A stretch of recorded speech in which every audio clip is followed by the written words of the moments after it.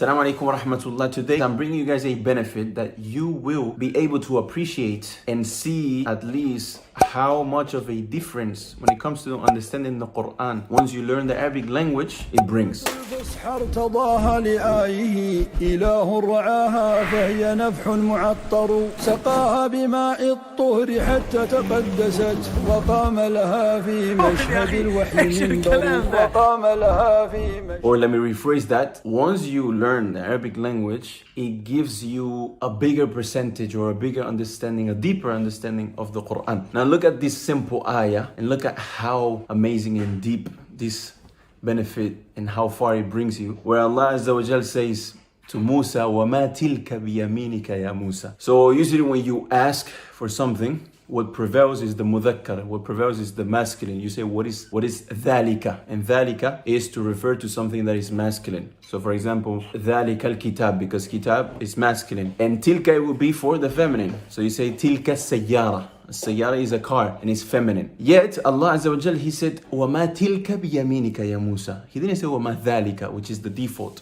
When you ask someone and you don't know what he has in his hand, you would say, وَمَا ذَلِكَ بِيَمِينِكَ. However, here it shows how Allah Azza wa Jal, before He asks, He already knows what Musa has in his hand. And He knows it's a asa. And al-asa, it is feminine. He said straight away, وَمَا تِلْكَ بِيَمِينِكَ. What is that thing? And it's hard to translate because when you say وَمَا تِلْكَ بِيَمِينِكَ, you already know what that thing is because you are already given the sifa and the characteristic that is feminine. And you cannot know if something is feminine just by looking at it or just by seeing it. So knowledge about that thing you are asking about is a requirement. So it shows how Allah Azza wa Jal knew what He was asking about. And He asked Musa, what is that in your hand? And then Musa, he said, هِيَ عَصَايَ أَتَوَكَّوَ عَلَيْهَا. It is my asa, a stick that I use to lay on or rely on, and I guide my ghanam with it. I guide my goats with it. So it gives you the deep understanding that subhanallah, Allah Azza wa Jal, He knew what He was asking about before He even asked. And as well, it refutes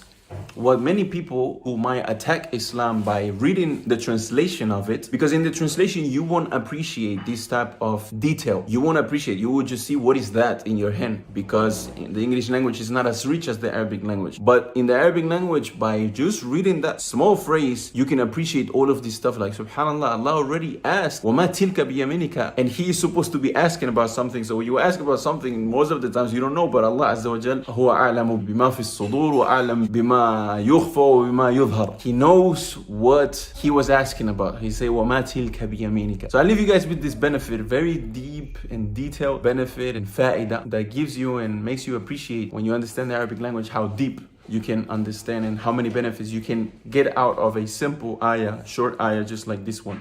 وَمَا تِلْكَ بِيَمِينِكَ يَا مُوسَى. Wassalamu alaikum.